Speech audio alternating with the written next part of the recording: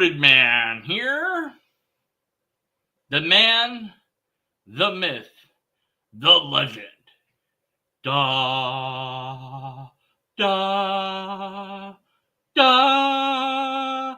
Bum, bum, bum, bum, bum, bum, bum. Jordan B. Peterson. Oh. Now, he debated Matt Dillahunty on the existence of God, and he was wrong about atheists then, and he seems to just get atheists wrong every single time. I don't know.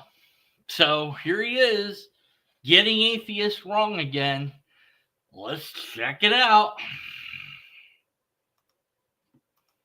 Things I've seen about the atheist crowd, for example, is that to be an atheist, from what I've been able to understand, requires two things. One is a kind of alliance with a reductive materialist rationalism, and there's a kind of a Luciferian pretension that goes along with that. But that's insufficient. It also really helps if you were viciously hurt by someone religious. Yeah.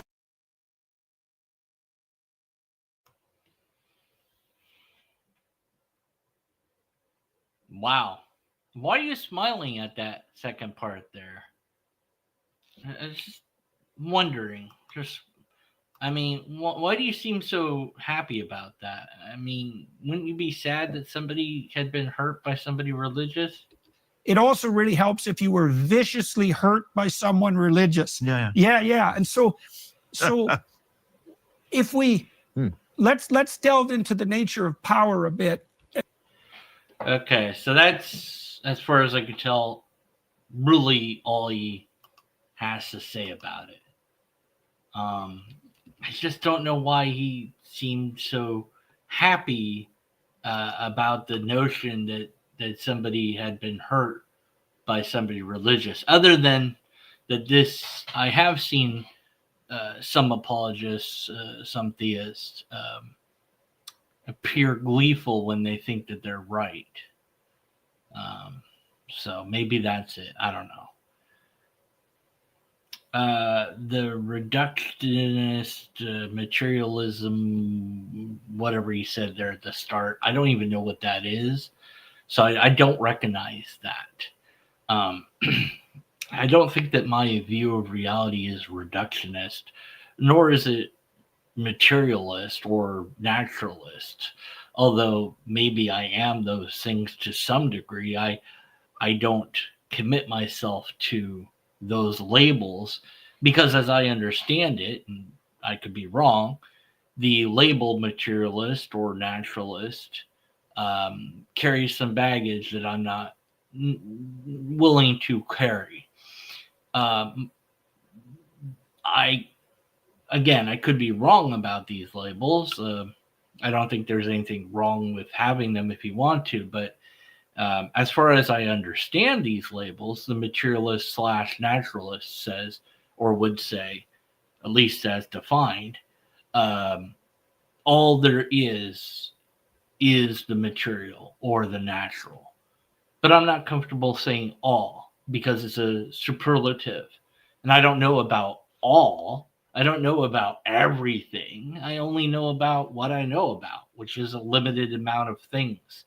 So I can't say that everything is material or that everything is natural. I can only say that what I've observed is material or natural.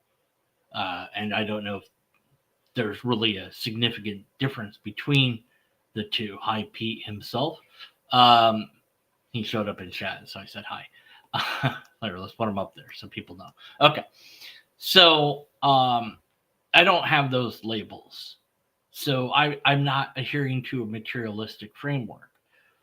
As far as the second part, somebody religious really hurt you, or really, no, that doesn't apply to me even a little. If you read my book, Caught Between an Infinite Hope and a Finite Despair, which contains the lengthy version of my deconversion, a different version of the deconversion, well, shorter-ish version is on my channel somewhere you could find. But I'd rather you buy my book and read my book, of course, because, I want people to get my book. But and if you do get it, please review it on Amazon. That helps. Uh, but I had nothing but good experiences with religion and religious people, broadly speaking. Actually, I've only really had bad experiences as a skeptic atheist. And those experiences have been online. I think okay, there was one guy I met in real life who I would say I had a bad experience with because he was a religious type. Maybe a couple, two or three, but not really. I haven't really been able to be a skeptic towards a religious person, uh, except for people I know, and they've been understanding and kind to me. So, and that's after I've deconverted. So even if I had, so even if I had a bad experience with somebody religious, it certainly wouldn't apply after deconversion. So I don't recognize these ideas. To be an atheist, rather, as I have experienced it myself, is simply to journey where the uh, information leads you. I was looking for the evidence for these ideas that I thought were true, and I didn't find it. Now, maybe I didn't look hard enough. Maybe I missed it. It's possible, you know, but I didn't find that. And then learning informal logic, I saw the arguments were not good arguments. And the only thing that could have maybe saved my faith would have been some sort of supernatural occurrence, but that didn't happen. So I had no recourse but to deconvert.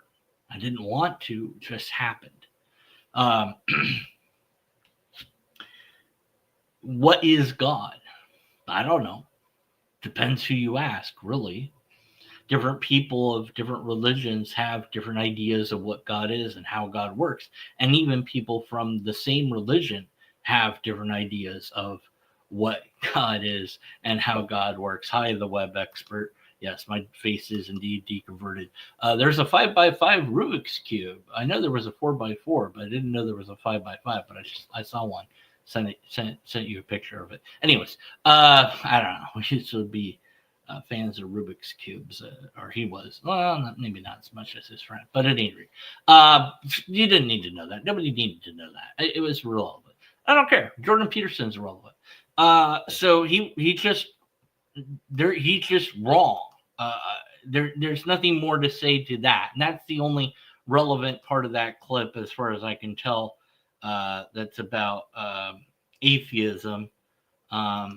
Maybe he says some more, I don't know, talk about power a bit, blah, blah, blah, blah, blah, blah, blah, blah, blah.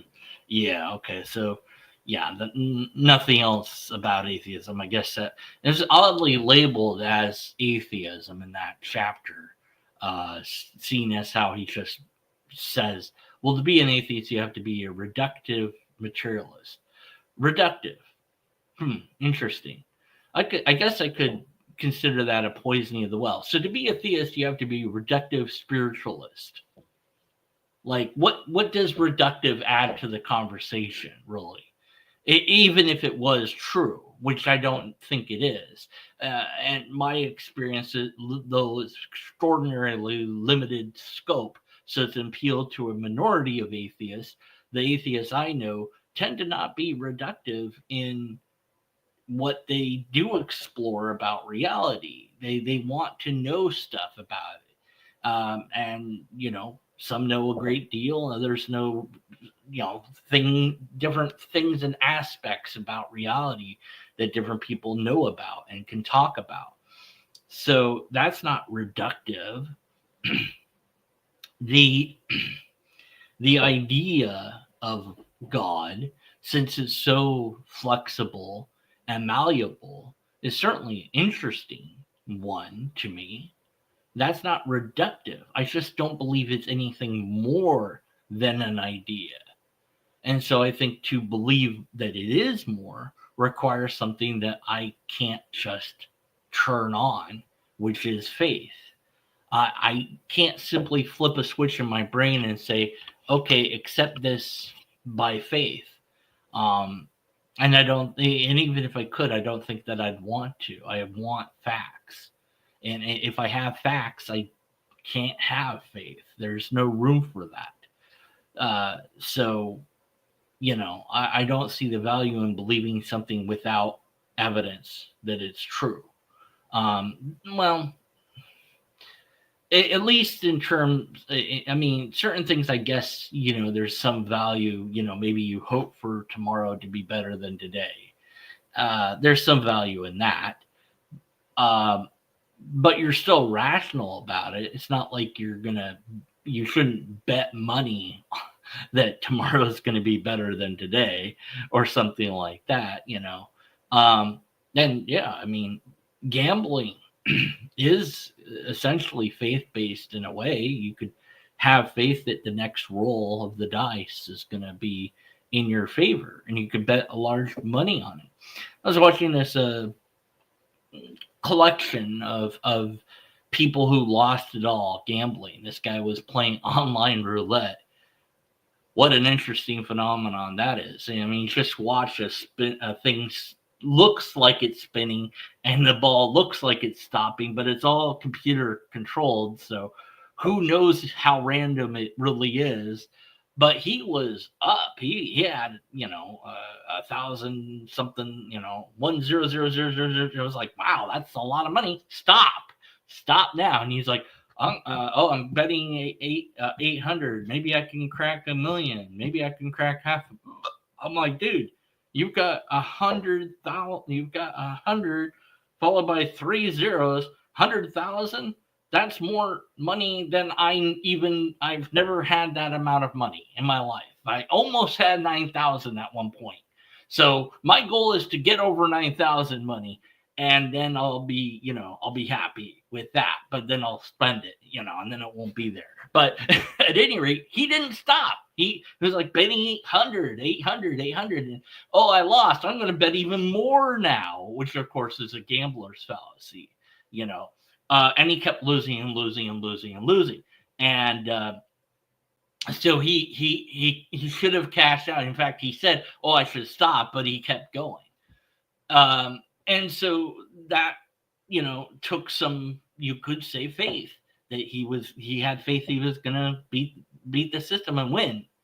Or once I hit this certain magic number, then I'm going to stop. Well, and it's addictive, gambling, it's so faith could be addictive in that way.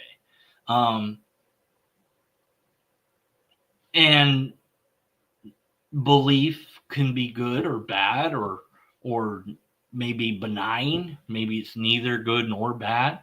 Depends what you believe and what you do with that belief, are you going to use that belief to justify your actions or inactions, or, I don't know. Depends. So I don't view any of that as reductive or materialistic necessarily, although I guess it is all material because every component in my brain is a material thing, which may or may not leave any room for a soul or spirit. I'm not even sure what those things are or would be, but this sense of self that is perhaps an illusion created by my brain will more than likely go with my brain when it goes. So I'm donating my brain to science. Hopefully they'll figure out a way to keep it around or revive it later or something. And will that still be me? I don't know. I mean, who knows? I don't know how that stuff works, And if they clone me, is that me? Am I aware of it? Does my awareness jump from one to the other? No, maybe. If you have a brain and you reconstruct it from the essences that made the brain before, and that it thinks it's that brain and it acts like that brain. Is it still that brain? I don't know. You get into these sort of weird realms with that sort of stuff. And and that's interesting how that mortality ties in with the divine. Why? Well, I can picture an afterlife free of a deity. So there doesn't have to be a God in charge of things. It could just simply exist. In fact, a show I highly recommend is called The Good Place. And in that show, uh, spoilers to maybe, well, yeah, there isn't really a God. There's a judge who can decide kind of what happens maybe to reality, but she's not the one that created this afterlife or even the system that they have. It doesn't seem clear who invented any of the system or who really runs the place. It just runs. And they can kind of manipulate it somewhat, but ultimate control over it is not really known. And there's this AI super intelligent being, Janet, who knows everything and can do anything and has been upgraded many times to where she's uh, conscious and aware of herself and her own existence, and she's very much godlike, but even she's limited. And so you have an afterlife without a god, essentially. Uh, so that's, but why do we tie in more mortality with the divine ideas and with gods and stuff? I don't know. We do. Well, broadly speaking, other cultures don't. I don't know. Depends on the religion. So when Peterson says this about atheists, that we atheists are reductive materialists, I reject that in full, because I don't think that I could think through these sort of questions in that manner if I was reductive. And I see nothing wrong with materialist or naturalist, even though I don't know that these labels purely apply to me. I don't know of anything non-material or non-natural. I don't even know what that would look like or be like. I think that at best, the word supernatural is like on old time maps where they had here there be dragons. We didn't know what was out there. So that's what the word supernatural is a warning that there's something here and we don't know what it is. And so it's really scary and it might kill you. But once we knew what it was, it wouldn't be called supernatural anymore. It wouldn't need that label. It would, I don't know what label it would have, but it wouldn't need that label. And there's some paradox that comes with that label because of the way that it's defined.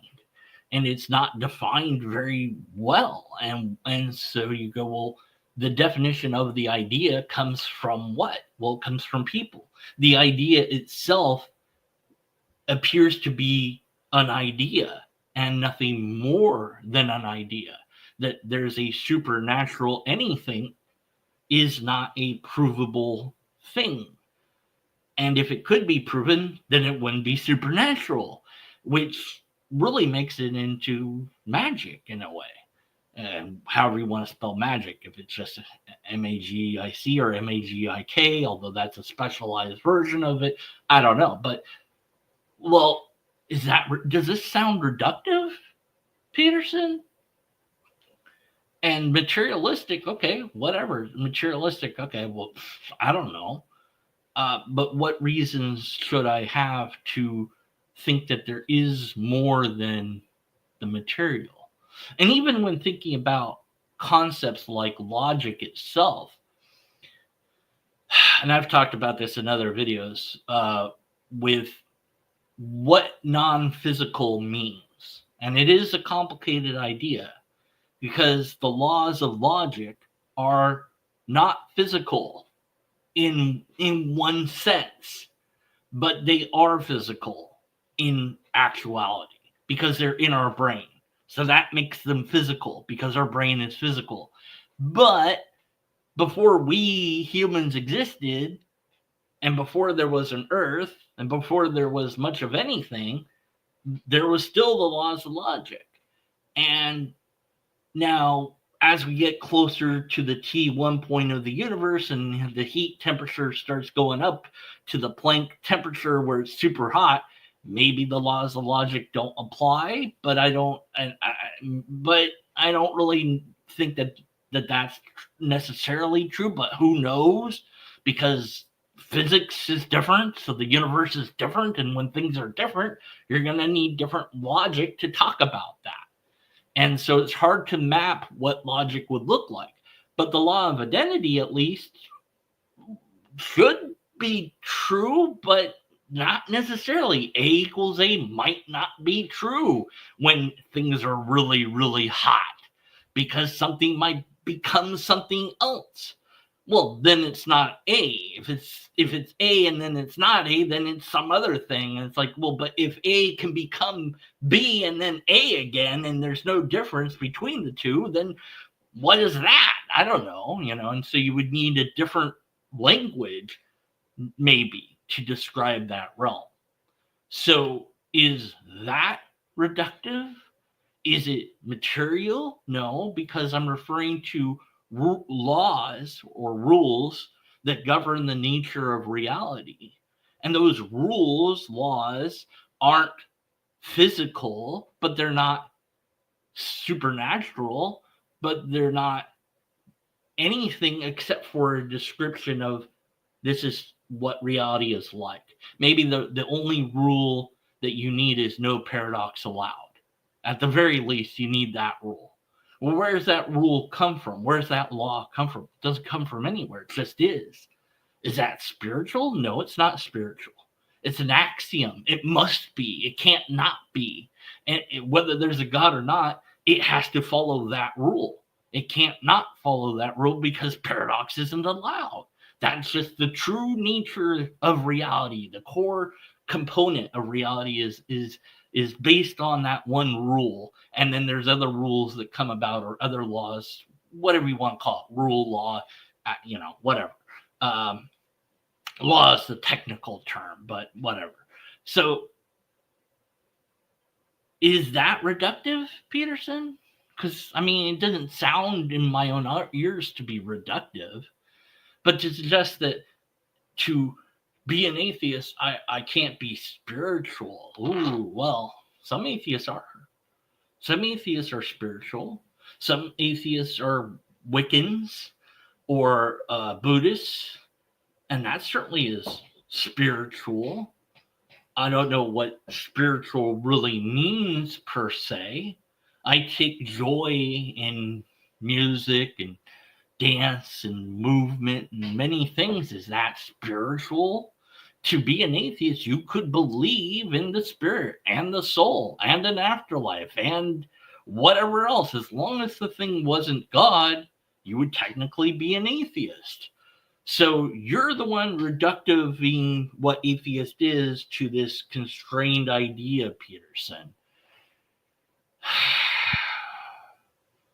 And the complicated words that I'm not familiar with that he used beyond reductive, I don't know what the hell he's talking about, and somebody can tell me in the comments. But so why does it matter, right? Who cares what he says? Well, people listen to him. He's a big name, he's out there. And I found some of his earlier stuff interesting, and I still think it's interesting and of some value. But there's things that he says that I don't agree with at all. You can, and you pick and choose what parts of the things of anybody that's out there saying, and you can take the good parts and still enjoy those without having to discard everything because, I don't like that person. Somebody said that they threw out their Cosby records once they found out that he had done those terrible things. I'm like, why? You're not allowed to enjoy the comedy now that you know he's a bad guy? Like, okay, that's your choice. It doesn't make sense to me, but that's your deal. If you want to do that, cool. I don't have to understand what you feel to empathize necessarily. That's your core morals that you have. And as long as you don't say, and you're a bad person if you don't do it, then I'm happy that you're happy throwing away your Cosby records. It doesn't bother me that you're going to do that. Protest Tesla all you want, but destroying their, you know, filling up stations. Well, first of all, they have insurance, so it's not going to hurt them at all financially. They're not going to get hurt from that. So that doesn't make sense. If you own stock, sell it. Okay, that might hurt them financially. But other than that, there's not much to be done there. And to have a successful boycott or protest, well, there's people and ways to do that makes sense, that will actually provide an outcome that's going to result in a positive outcome. And then there's ways to do it that's just going to make everybody not want anything to do with you. The no oil people, whatever they're called, I can't remember, who throw stuff on paint, throw paint on paintings, on it's like, what do you guys, or food or whatever it is, like, what are you guys doing? Everybody hates you. Nobody likes you. It's like, well, they know we exist. Yeah, but I want nothing to do with you. And it's like, we're raising awareness. You're raising awareness that you're assholes. Your message is so diluted by that. And I don't see the connection between what you're doing and protesting oil, which is supposed to be your message. That this was the thing that you thought, okay, yeah, it got you attention, but it got you the wrong kind of attention.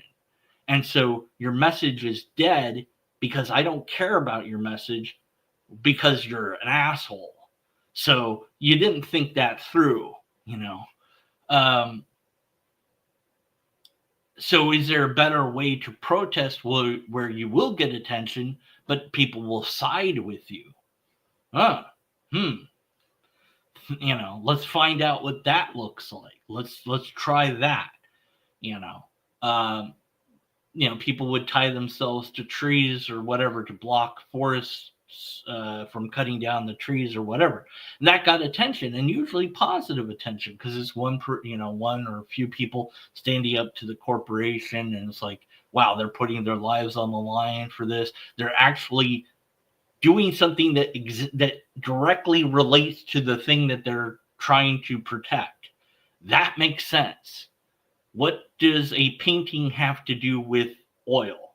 Nothing at all. So, but anyway, so is any of that reductive or materialistic, or am I constrained to materialism? I don't think so. I just don't believe in spirit, soul stuff. I don't know what that is even. Is it possible? Sure. I don't know. What do you got? I'm not saying it's impossible. So I think that actually Peterson has a reductive view of atheism. But I also am deeply concerned with that moment of joy that he had in regards to people having some negative experience from a religious figure. Why would that put a smile on your face at all? Why wouldn't that make you sad to consider? Or deeply unsettled, sick to your stomach? And the only thing I can think is, in that moment, you felt joy for feeling like you're right about this. Oh, I know why people don't believe. The pastor touched them. That's why they don't believe. Those idiots. They stopped believing because somebody touched them in a bad place. Oh, poor baby. That's why you don't believe anymore. And so you don't have a sympathy for them, even though you should, because you're so smug in your assessment of them. One idiot lately said, if you become an atheist, or if you look at all these atheists, look at Aaron Ra and Deacon Rudderman and amazing atheists, Although that guy is like, is he still around doing stuff? I don't know. I guess he is. I don't know. I don't watch him. So, but look at them. Look at how ugly they are, or whatever. I don't know if he was saying we're ugly, but we have long hair. We all look the same. And you'll look like that if you become an atheist. And I'm like, really? Is that how that works? If I reconvert, do I change my facial appearance? Do I lose my beard and long hair? Like how? I mean, how do you think that works exactly? Because he didn't have an argument. He only had an insult. That was the best he could do. And then the responses to me laughing at him are great. They're chef's kiss. Fantastic. Why am I going on tangents? Because that's what I do. But it's very clear Peterson's wrong about atheists, and because it's such a thing that happens occasionally, where people will say things like this about atheists, where they'll say, "Well, you're only an atheist because reason." This is a fallacy. Several fallacies, but I like to coin the fallacy of special knowledge or mind reading. Now, this isn't an official fallacy as far as I'm aware, but I'd like to make it one where you're reading the mind of the other person. I know why you believe that. No, you don't. You don't know why anybody is an atheist unless they tell you. That's it. That's the best you could do. Unless you took a survey of atheists to discover what they believe and ask them questions, then you'd have something to go on. But you haven't done those things. And you had an opportunity. You talked to Matt Dillahunty. And what was interesting is actually you were telling Dillahunty things about his ideas. You didn't throw Sam Harris off the stage because you view Harris as this, whatever the bleep the words were.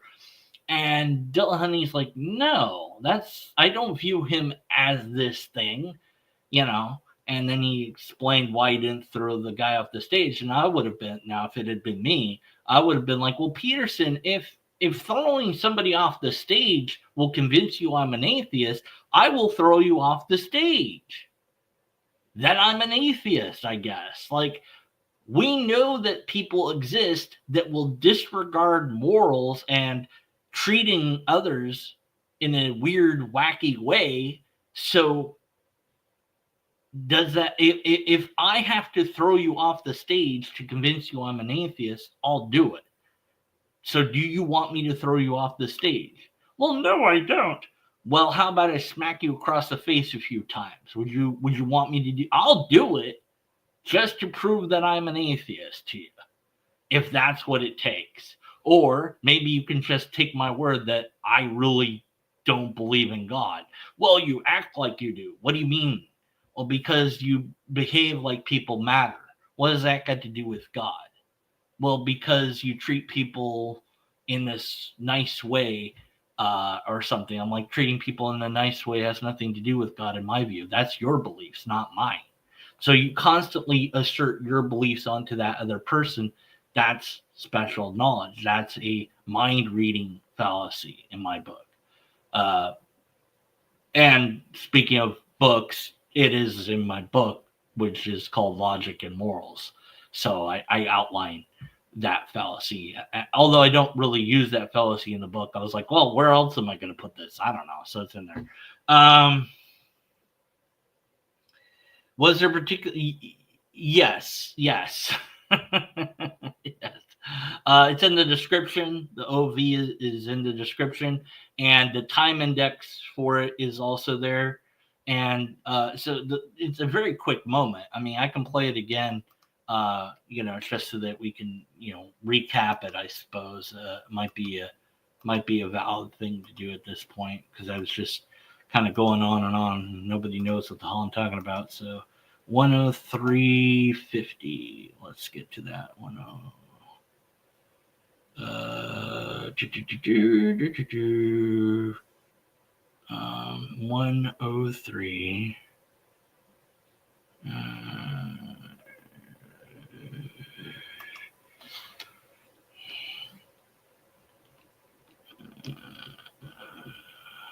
Here we go. Okay, here we are. All right. So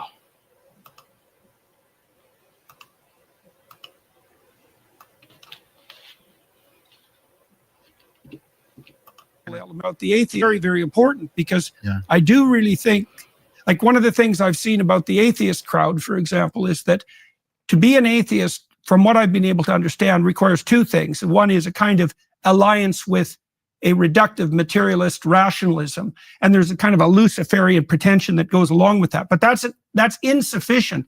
It also really helps if you were viciously hurt by someone religious. Yeah. And so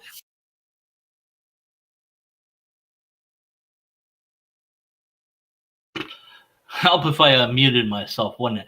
So that's the relevant clip that I'm talking about here, where you know, and maybe it's just worth going back again and requires two things. One is kind of a alliance with a reductive materialistic rationalism. Oh no, not rationalism. Oh my God, anything but rationalism.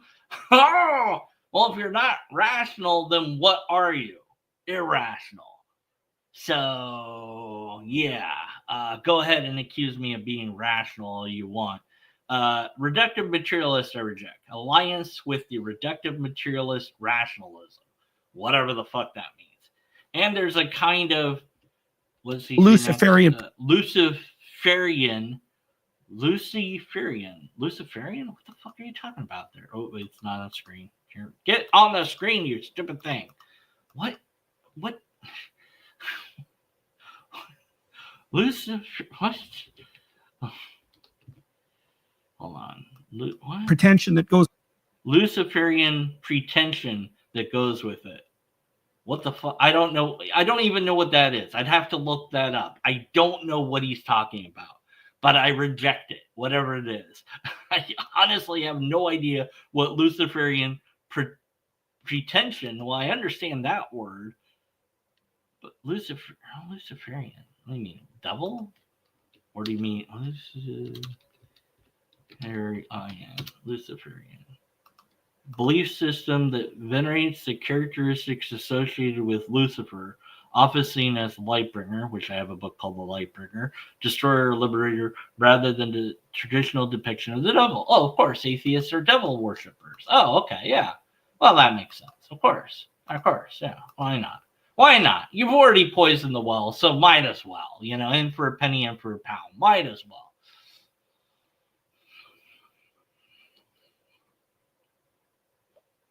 Whatever. Yeah. That's a Christian concept, not a atheist anything. And they're projecting. Yes, he is projecting. He's kind of freaking out at his old age. Well, I don't know. Maybe. If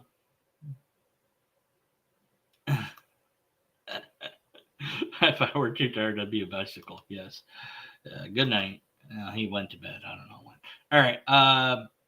But yeah, so I reject all that in full. You don't need that to be an atheist. You just don't believe in God for any number of reasons. I don't know. Lots of people have different reasons.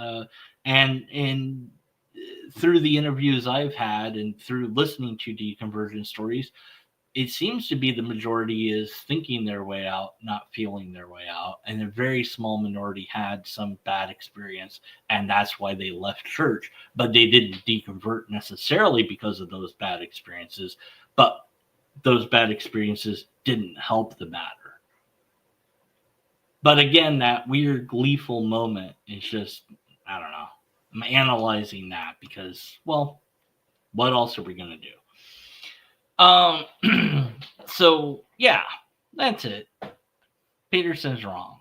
No, nothing new there, right? But can you be spiritual and an atheist? Sure, absolutely. I don't know what that means, really. I guess it means what you want it to mean, you know? Can you enjoy Christian music? Sure. Why not? You can enjoy whatever music you want to enjoy. You could enjoy going to church if you wanted to. I mean, if that's something that you're into, you can do whatever, right? As long as it's legal, don't hurt other people, uh, and try not to hurt yourself. I guess those would be read my book, Logic and Morals. It will outline what your ethical system can be based on. But yeah, I mean, that's not reductive. And material, yeah, everything is made out of stuff. As far as everything I know about is made out of something, and that's material, and that's natural. And uh, if there's other things out there that aren't made of that, I don't know what that would look like or how that would work. And I'd have to have some way to know that's a thing to be able to talk about it. Like dark matter, I don't understand dark matter. Like I don't even know what it is or isn't, or even if we do know what it is, or it's like it's a concept, it's a theory. We don't have it. We don't have dark matter to look at yet. I don't even know that we could get it. I have no idea. So that's one of those things that science has where I'm just like, whatever. So I guess that's something. I make poems. I make poems and songs up. Is that materialistic or natural? Yeah, but the muse, and how do you spell muse? Um, the muse. I don't know if I'm saying the word right, but the muse has to come and hit me. But the muse is me. But that it's like so I could create something profound, but only when my brain feels like it. Now some people know how to turn it on at will. I wish I knew, but I doesn't. It happens when it happens. That's why I make videos whenever I feel like it, and not on any strict schedule. So I'll never be a big YouTuber because I don't have a schedule. No, but hey, your comments on my videos, I keep telling you guys to add, will really kind of help me a little bit there. So don't.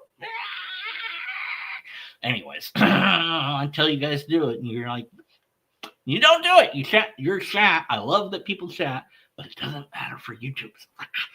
Okay. But the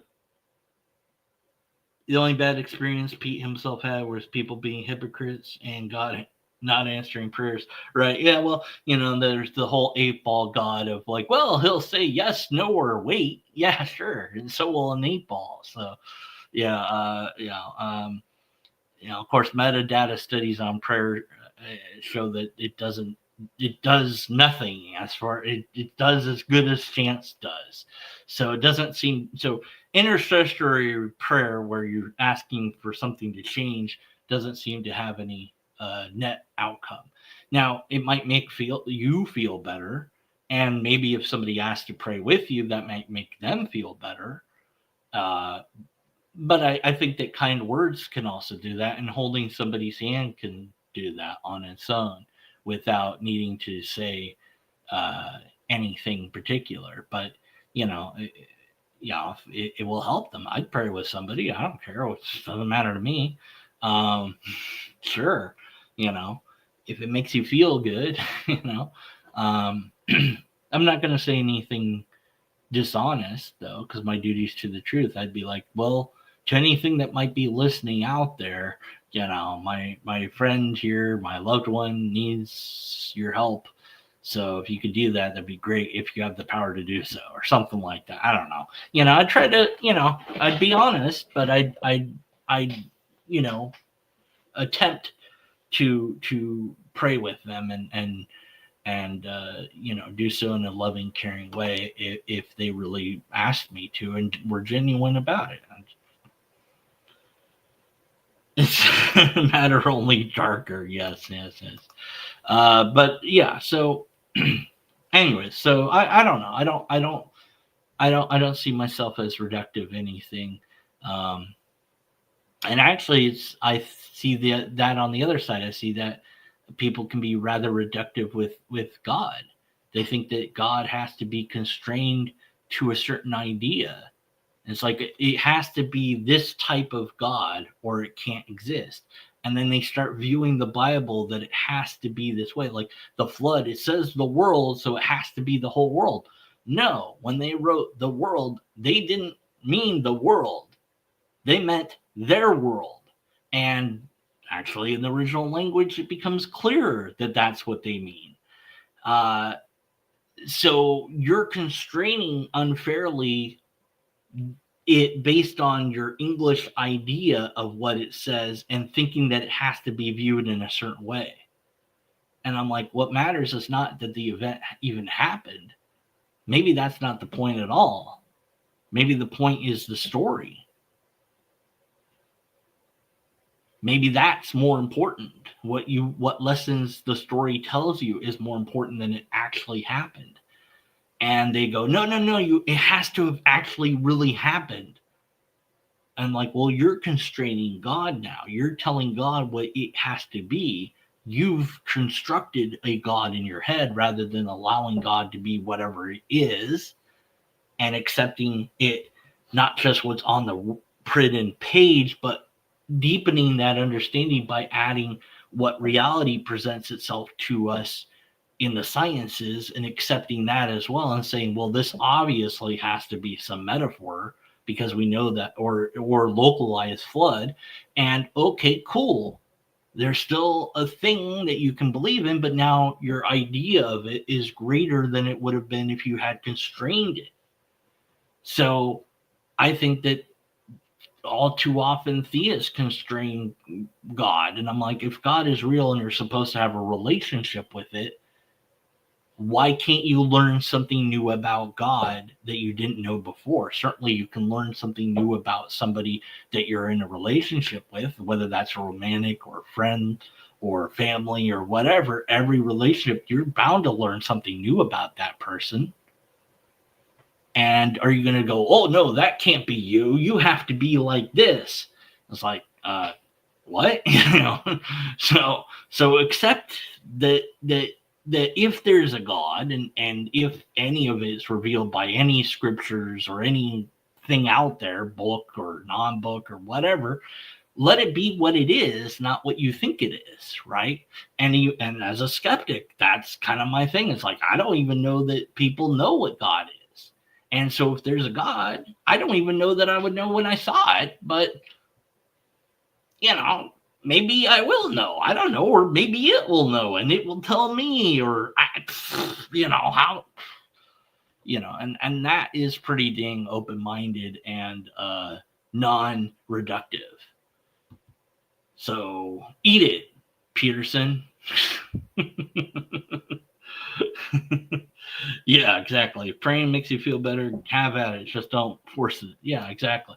I think that, that's kind of the thing that the muses are intimate and I just they're transcendent. Yeah, exactly. The muse strikes me when it feels like it, and I can't really force it because I was like, oh, I can do poems, and then the moment I said I can make a poem, I'm like, I can't think of a poem to make. I was like, I'm going to make a poem right now. And it was like, no, you're not. I'm like, oh, yeah, okay. Maybe now, can I do it now? As soon as I turn this off, I'll be like, 100 poems or whatever, right? That's how that works, right? It's like you think of the comeback after the person insults you, right? The jerk store called, they're all out of jerks, or whatever it is. Okay, that's it. I'm done. I complained about Peterson, played the little clip, and then the rest was me complaining. But maybe I said something interesting that you hadn't thought of before. I don't know. Maybe it was entertaining. I hope so. I have plenty of other content. If this wasn't fun, I have plenty of other things that I've done that might be fun.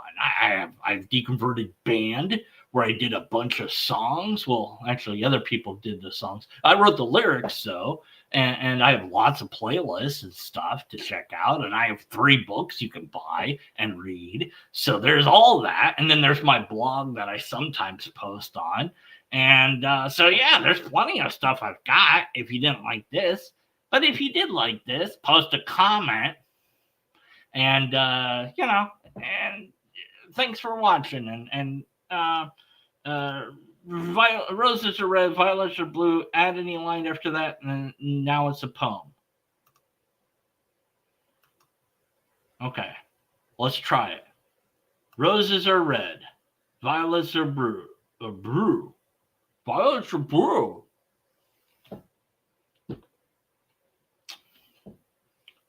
Violets are freaking blue. I'll be back. Hold on. Okay, and I'm back after the commercial. All right, violets are blue. Pete himself posted, and now you will too. Hey, there you go. All right, but poems don't have to rhyme. Sometimes they rhyme, but sometimes they're sublime and they don't rhyme.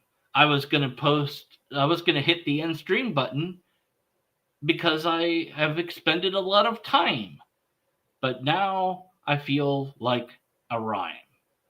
Or perhaps I shall pontificate upon reality being extraordinary in its many intricate aspirations of mechanical interrogatives with the complex carbohydrates of nail clippers and nail clippers. You can clip, like, have you ever clipped like the side of your fingers here? Like, you get like skin there sometimes, and when I was younger I would clip at it, but I've noticed now that I'm older, if I do that I wind up cutting it, and that's not good. So I can't do that anymore, and it's really frustrating because it used to, like, I'd be like, ooh, I cut the dead skin off and that feels good, but now I can't do that anymore, and that's a poem. Might have not sounded like a poem, but it was, if you think about it. And even if you don't think about it, it is. Okay, now that we're done being insane, it's time to push the button. See you next time. Well, you'll see me. I might see you in the text format. What is it? What is the internet? How are we talking to each other? Is the internet metaphysical? Is it physical? What is it? Like, when you post a thing online, like the words that you posted, right? They are there, but where is there? Where are they stored? What is anything even? How does anything work? Is it a series of tubes? I don't know. Hit the button. What? What's that? Hit the button. I'm hitting the button. Just hold on. I wasn't done pontificating about reality yet.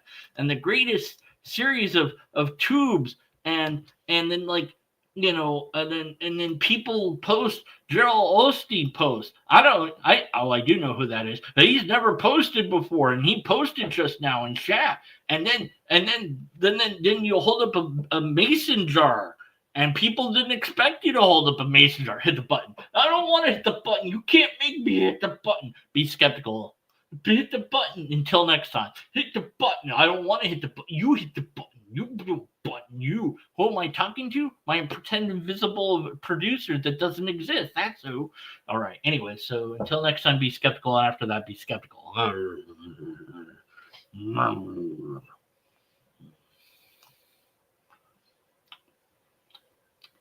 yeah, that was pretty good.